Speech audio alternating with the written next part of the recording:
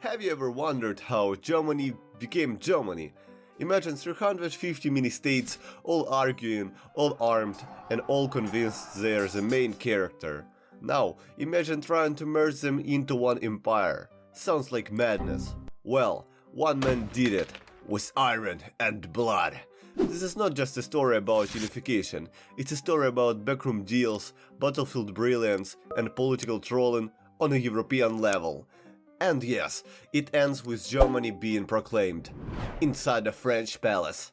Let's jump in. This was Germany in the early 19th century, except it wasn't called Germany.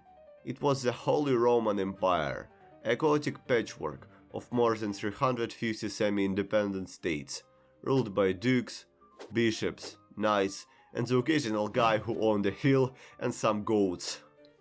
Then came Napoleon Bonaparte. In 1806, after steamrolling most of Europe, Napoleon decided the Holy Roman Empire had outlived its welcome. Boom, he dissolved it and set up the Confederation of the Rhine, basically a French puppet zone. It didn't last. After Napoleon's fall, the Congress of Vienna gave us the German Confederation, 34 monarchies, 4 free cities, 0 real unity. Think of it as a royal club where everyone had a throne and no one had clue what to do with it. But two big dogs stood out, Austria and Prussia, and both had their eyes on leading the pack. In 1834, Prussia created the Zollverein, a German customs union. No tariffs between member states, more trade, more cooperation. Austria? Not invited. That's done. Then came 1848, revolutions all across Europe. In the German states, people demanded liberal reforms. And finally, a united Germany. Enter the Frankfurt Parliament, the first serious attempt to create a unified German state. In 1849, they even offered the crown of a new Germany to King Frederick William I of Prussia. His response? No thanks, I won't accept a crown from the gutter. The revolution fizzled. Germany remained a dream. Flash forward to 1862. Prussia is in chaos. King William I was on the brink of giving up the crown. The political crisis was deadlocked. And then the king remembers about one man, Otto von Bismarck, who is serving as a Prussian ambassador to the Russian Empire. A telegram arrives for him. Come back immediately. Otto von Bismarck arrives in Berlin. Days later, he becomes prime minister, and he is not here to play nice. And from that moment on, the great questions of the day will not be settled by speeches and majority decisions, but by iron and blood. His plan? Unify Germany by war. External victories would unite the fragmented internal politics, and he didn't have to wait long.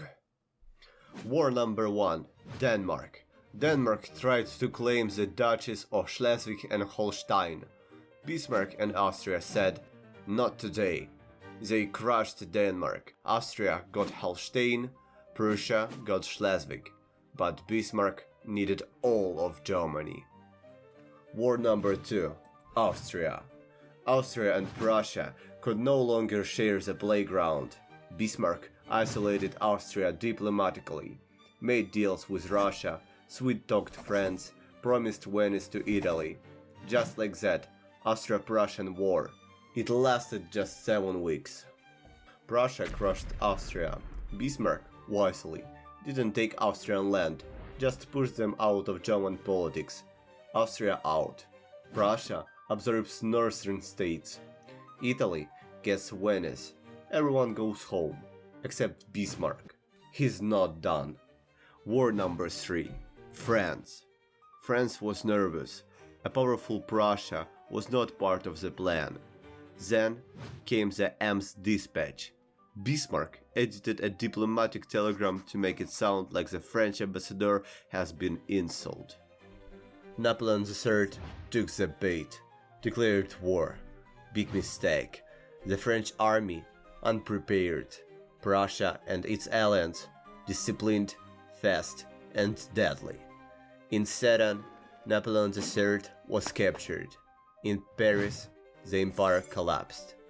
In January 1871, while French soldiers were still starving in Paris, the German princes and generals gathered in the opulent Hall of Mirrors at the Palace of Versailles. There, Wilhelm I was declared the first Kaiser of the German Empire. Yes, Germany was born inside a French palace.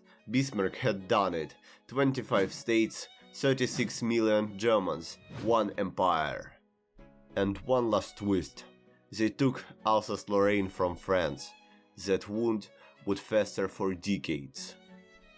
Bismarck once said, "One day a great European war will break out or some damn foolish sin in the Balkans."